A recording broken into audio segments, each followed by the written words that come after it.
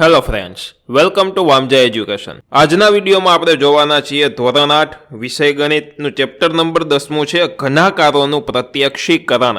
આ તેમની થિયરી છે, એટલે કે લેક્ચર નંબર 1 છે। આ ચેપ્ટર એવું છે કે આની થિયરી બહુ ઓછા લોકો કરાવતા હોય છે, પરંતુ આની થિયરી ખૂબ જ અગત્યની છે, કારણ કે વસ્તુને ઓબ્ઝર્વ કરતા શીખવાડે અને બહુ સહેલું ચેપ્ટર છે। તો ચાલો શરૂઆત કરીએ। સૌ પ્રથમ આપણે અમુક આકારો જોઈએ। મિત્રો, અહીંયા તમને આ આકાર દેખાય છે તે કેવો આકાર છે? તો કે ચોરસ છે। હવે ચોરસ બે ટાઈપના હોઈ શકે। આ જે આકાર છે કેવું છે? દ્વિપરિમાણ છે। દ્વિપરિમાણ એટલે શું? તો કે આ શું થયું? ચોરસ થયું, ખાલી દ્વિપરિમાણ। અને બીજું હોય ત્રિપરિમાણ, એટલે કે 3D। હવે મેં દોર્યું એ શું છે? એ પણ એક જાતનું ચોરસ છે, પરંતુ 3D માં ચોરસ છે, એટલે કે ત્રિપરિમાણમાં ચોરસ છે। અને એને આપણે કંઈક અલગ વસ્તુ કહેતા હોઈએ છીએ। જોજો આ શું થયું? તો કે આ ચોરસ। 3D માં ચોરસ એટલે ઓલો ક્યુબ આવે તે ક્યુબ, ઇંગ્લિશમાં એવા આકારને ક્યુબ જ કહેવામાં આવે છે, બરોબર? ઓકે, આ બીજું આકાર। આ આકાર કેવો છે? તો કે તમે જોઈ શકો છો આ ત્રિકોણ છે, અને ક્યાંય 3D જેવું તમને લાગે છે? નથી લાગતું। 3D ન હોય તો શું હોય? 2D હોય। તો આ કેવો આકાર છે? તો કે દ્વિપરિમાણ આકાર છે। બીજું, 3D માં ઘણા બધા મૂવી જોયા હોય, 3D માં ઘણા વ્યક્તિઓએ જોયા હશે કે ઓલા ચશ્મા પહેરો એટલે અમુક વસ્તુ આમ બહારની બાજુ ઉપસેલી જેવી થિયેટરમાં લાગે, એટલે કે 3D લાગે। ચાલો, આ શું છે? તો કે આ વર્તુળ છે। શેમાં છે? 2D માં, દ્વિપરિમાણમાં છે। પરંતુ હવેથી આપણે 3D આકારો જોવાનું ચાલુ કરીએ। ટેક્સ્ટબુકમાં વર્તુળનો 3D આકાર કંઈક આ ટાઈપનો છે। વર્તુળ છે અને તેમાં આજે હું રેડ કલરનું કરેલું છું તેવી વસ્તુ પણ કરેલી છે। આ ટાઈપનો 3D આકાર છે। હવે જોવો જોઈએ તમને 3D સર્કલ દેખાય છે? તો કે હા દેખાય છે, પરંતુ અહીંયા મેં કંઈક અલગ આકાર લીધો છે, જેથી કરીને ખૂબ સારી રીતના સમજાઈ શકે। હવે જોઈ શકો છો તમે કે 3D આકાર આ શું છે? 3D round. જ્યારે 3D આકાર હોય, ગોળ હોય, બોલ હોય, તેને ગોલક કહેવામાં આવે છે। અને 3D છે એટલે કે ત્રિપરિમાણ વાળું આ ચિત્ર છે। જ્યારે આ દ્વિપરિમાણ હતું, 2D હતું, જ્યારે આ 3D છે એટલે કે ત્રિપરિમાણ છે। તો આવો ત્રિપરિમાણ આકાર હશે તેને ગોલક કહેવાનું છે। એક્ઝામમાં તમને આ ટાઈપની આકૃતિ દોરશે કે આવું હશે અને વચ્ચે આવી રીતના સર્કલ હશે, તો તમને 3D આ લાગશે, બરોબર? અને આ આકૃતિને ગોલક કહેવાનું છે તમારે, અને ત્રિપરિમાણ કહેવાનું છે। આ આકૃતિ તો આપણે વિડીયોમાં સમજવા માટે લીધેલી છે। ત્યારબાદની આકૃતિ આ શું છે? તો કે નળાકાર છે। જોઈ શકો છો તમને 3D જેવું લાગે છે નળાકાર? તો કે હા સર લાગે છે 3D। તો આ ત્રિપરિમાણ વાળી આકૃતિ થઈ। ત્યારબાદનો આકાર એટલે કે 3D માં લંબચોરસ। કેવો? 3D માં લંબચોરસ। શેમાં? તો કે 3D માં। તો તેને આપણે કહેશું લંબઘન। ત્રિપરિમાણ વાળી આ આકૃતિ છે।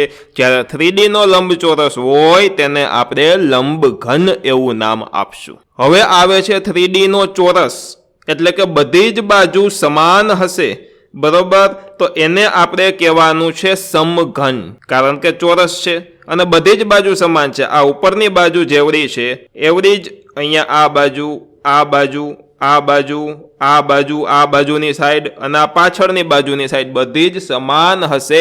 એટલે કે આપણો ક્યુબ હોય ઓલો રમવાનો, એ ક્યુબ જોશો તો એની બધી જ બાજુ સરખી હશે, તમે સ્કેલથી માપશો તો સમાન હશે, બરોબર? એ જ છે આ સમઘન। ત્રિપરિમાણમાં છે અને સમઘનને ઇંગ્લિશમાં ક્યુબ જ કહેવામાં આવે છે। ત્યારબાદ આવે શંકુ। જોઈ શકો છો તમે આ શંકુનું 3D માં એટલે કે ત્રિપરિમાણમાં ચિત્ર અહીંયા આપેલું છે। કેવું હોય? તો કદી બર્થડેની ટોપી હોય ને એ ટાઈપનું હોય શંકુ આકાર। એ આકારને શંકુ આકાર કહેવામાં આવે છે। એમ કહે કે બર્થડેની ટોપી છે એ કયા આકાર છે? શંકુ આકાર છે। જોકરની ટોપી પણ આ ટાઈપની હોય, ઉપર કંઈક આવી રીતનું હોય ફૂલડા જેવું, તો એ કયો આકાર છે? તો કે એ શંકુ આકાર છે। તો આ હતા મિત્રો આકાર। તમે ટેક્સ્ટબુકમાં જેવું આ ચેપ્ટર ખોલશો તેવું તમારે જોડકા જોડવાનું આવશે। એમાં 3 ભાગ હશે। આ એક ભાગ, આ બીજો ભાગ અને આ ત્રીજો ભાગ। અહીંયા આકૃતિ આપેલી છે, ત્યારબાદ અહીંયા આકારોના નામ આપેલા છે, અહીંયા 2D કે 3D એ ટાઈપનું કંઈક લખેલું છે, બરોબર? તો તમારે જોડકા જોડી અને લખવાનું રહેશે। તો કે અહીંયા શંકુ દોરેલું હોય, આ શંકુ કેવું છે? તો કે ત્રિપરિમાણ છે, એટલે કે 3D શંકુ છે। ત્યારબાદની એક્ટિવિટી એ આવશે કે ત્રિપરિમાણીય આકારોના દ્રશ્ય। હવે આ વસ્તુ એવી છે ને મિત્રો, અત્યારથી ઓબ્ઝર્વેશન કરતા તમને શીખવાડે છે અને આ ઓબ્ઝર્વેશન ભવિષ્યમાં તમે એન્જિનિયરિંગમાં જાઓ તો તેમાં ખૂબ જ હેલ્પફુલ રહેતું હોય છે। એમાંય ખાસ કરીને તમે જો સિવિલ એન્જિનિયરિંગમાં ગયા હોય અથવા તો આર્કિટેક્ટ એન્જિનિયરિંગમાં ગયા હોય તો બહુ જ હેલ્પફુલ આ વસ્તુ છે। અને બીજા કોઈ બ્રાન્ચમાં ગયા હોય તો પહેલા વર્ષમાં અમુક કોમન સબ્જેક્ટ આવતા હોય તો આ ટાઈપનો પહેલા વર્ષમાં કંઈક સબ્જેક્ટ આવશે તમારે। હવે જોજો શું છે, કઈ રીતના આમાં સમજવાનું છે, તો કે અહીંયા એક ઘર આપેલું છે, રેડી? ખાલી એટલું જ જોજો, ઘરને જ જોજો, આજુબાજુના ચિત્રો ન જોતા। શું છે તો કે ઝૂંપડી છે। ચાલો હવે આ ભાગ છે એરો કરેલો, તો આ ભાગ શું છે તો કે ઝૂંપડીનો આગળનો ભાગ છે। હવે આગળથી જોઈ તો આપણને કેવી દેખાય તો કે આ ટાઈપની કંઈક ઝૂંપડી આપણને આગળથી દેખાય છે, આગળનું દ્રશ્ય। હવે તમે તેની એક સાઈડ વહી જાવ તો કે આ બાજુનો ભાગ, તો આ બાજુનો ભાગ કી ટાઈપનો દેખાશે તો કે આ ટાઈપનો કંઈક દેખાય તો કે હા, તો આ ટાઈપનો ભાગ એવું બાજુમાંથી દેખાશે। જ્યારે તમે ઉપરથી જોવો તો કેવું લાગે તો કે ઉપરથી એક આ બાજુનું છાપરું લાગે અને એક આ પાછળની બાજુનું જે કંઈ છાપરું હોય તે આપણને દેખાય, એટલે કે ઉપરથી આ ટાઈપનું દ્રશ્ય દેખાય। દેખાય કે ન દેખાય? ડ્રોનથી તમે જોવો જોઈએ, ડ્રોન શોટ લ્યો તો ઘરો કેવા લાગશે તો કે આ ટાઈપના ઉપરથી ઘરો લાગશે। એટલે કે કોઈ પણ એક ઓબ્જેક્ટ છે, ઓબ્જેક્ટ એટલે કે વસ્તુ છે, અને તેમનું બધી જ બાજુથી નિરીક્ષણ કરતા આમાં શીખવાડે છે। દાખલા તરીકે તમે તમારા હાથમાં કંપાસ રાખો, કંપાસને ઉપરથી જોવો, સાઈડમાંથી જોવો, નીચેથી જોવો, અલગ અલગ દેખાશે। ગ્લાસ રાખો, ગ્લાસને ઉપરથી જોશો, દાખલા તરીકે આ એક ગ્લાસ છે તો ગ્લાસને ઉપરથી જોશો તો એવું લાગશે, સાઈડમાં જે જોશો તો એ કંઈક અલગ આકાર લાગશે, નીચેથી જોશો તો આવી રીતનો આમ પેક આકાર હશે, જ્યારે ઉપરથી ખુલ્લી વસ્તુ હશે, બરોબર? તો એવી રીતનો ગ્લાસ તમને દેખાય। ચાલો પ્યાલો એટલે કે ગ્લાસ જ લઈએ તો કે ગ્લાસ આવો હોય, એમાં બાજુમાંથી કેવું દેખાય તો કે આ ટાઈપનું ચિત્ર દેખાય, જ્યારે ઉપરથી જોવો તો આ ટાઈપનું ચિત્ર દેખાય। દેખાય કે નહીં તો કે હા દેખાય। હવે આમના પછી આપણે સમઘન દ્વારા બનેલા આકારો જોઈએ। સમઘન એટલે કે તમે વિચારો આ એક ચોરસ છે, એ સમઘન છે। સમઘન કોને કહેવાય તો કે આ લંબાઈ પહોળાઈ બધી જ બાજુ સમાન, બરોબર? લંબાઈ પહોળાઈ ઊંચાઈ બધુંય સમાન। 1 સેન્ટીમીટર લંબાઈ હોય તો 1 સેન્ટીમીટર જ પહોળાઈ હોય અને 1 સેન્ટીમીટર જ ઊંચાઈ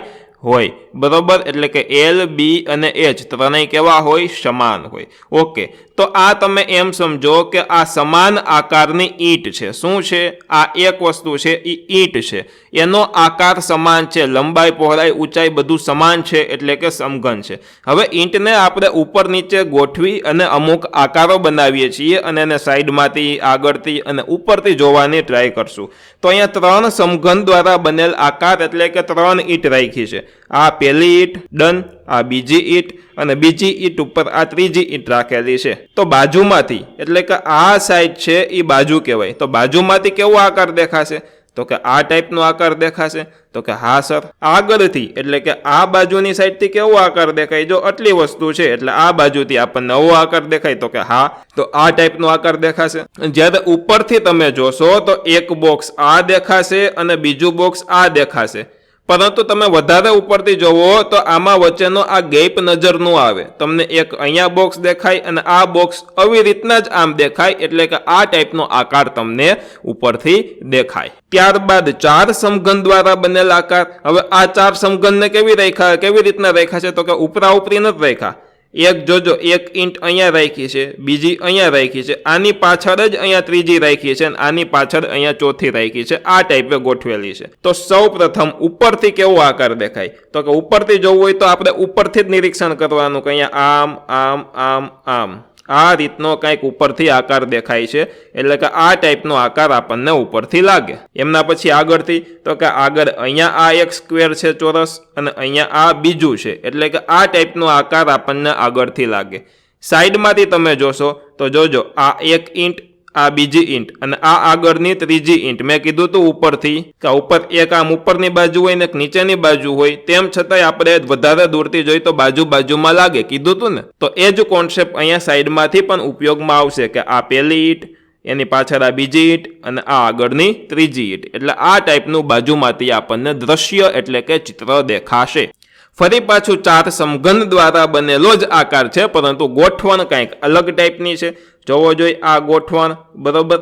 આ ટાઈપનું આપણને ખબર હોય તો એક ગેમ આવતી કે આ ટાઈપનો એક એવો આકાર હોય, બરોબર, અને આમાંથી આમ ગોળીઓ છૂટતી હોય, એ ગોળીઓથી આપણે ઉપર જે કાંઈ વસ્તુ હોય તે મારવાની હોય. હતું કે નહીં? જો આ ટાઈપનો કંઈક આમ આકાર હોય, આ ટાઈપનો, અને અહીંયાથી આમ ગોળીઓ છૂટતી હોય. ઓકે, હવે જોવો જોઈએ આ 4 સમઘન છે, તો સૌથી પહેલા બાજુમાંથી જોવો તો શું દેખાશે? તો કે 1 ઇંચ. આમાં મોટા ભાગના ભૂલ કરે, 1 જ ઇંચ લખીને આવે, પરંતુ એક અહીંયા છે અને એક આ પાછળની બાજુ ઇંચ છે. જોવો એટલે આપણને આ ટાઈપનું 2 ઇંચ વાળું સાઈડમાંથી ચિત્ર દેખાય. આગળથી જોવો તો આ 3 ઇંચ દેખાય, એ તો સહેલું છે, અઘરું સાઈડમાંથી જ છે. અને પાછળથી જોશો તો કે પાછળથી પણ 3 ઇંચ જ લાગશે. કેવી રીતના? તો કે આ 1 ઇંચ, અહીંયા બાજુમાં બીજી, અને આ બાજુમાં ત્રીજી. આમાં કીધું નથી પાછળથી, પરંતુ મેં તમને કહી દીધું. અને ઉપરથી જોવો તો અહીંયા 3 ઇંચ લાગે અને એક આ આગળની બાજુ, એટલે કે આ ટાઈપનું ચિત્ર આપણને ઉપરથી દેખાય. તો મિત્રો, આ જ હતી ઓબ્ઝર્વેશન વાળી થિયરી. આશા રાખું છું કે તમે વ્યવસ્થિત રીતના સમજી ગયા હશો.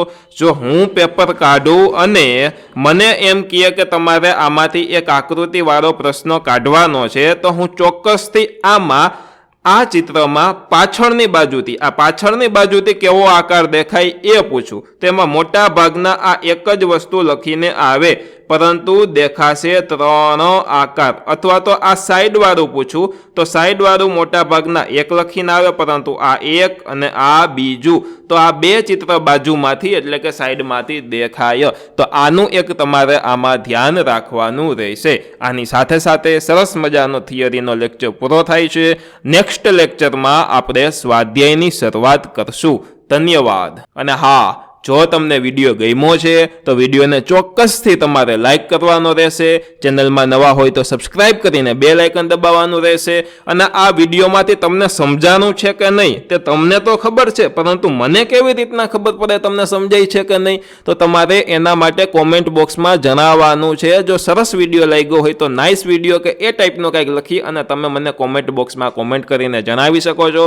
તથા તમારા ધોરણના કોર્સ સસ્તા ભાવમાં એટલે કે રિઝનેબલ ભાવમાં ખરીદવા માટે પ્લે સ્ટોરમાંથી વામજા એજ્યુકેશન એપ્લિકેશન ચોક્કસ ડાઉનલોડ કરો. ધન્યવાદ.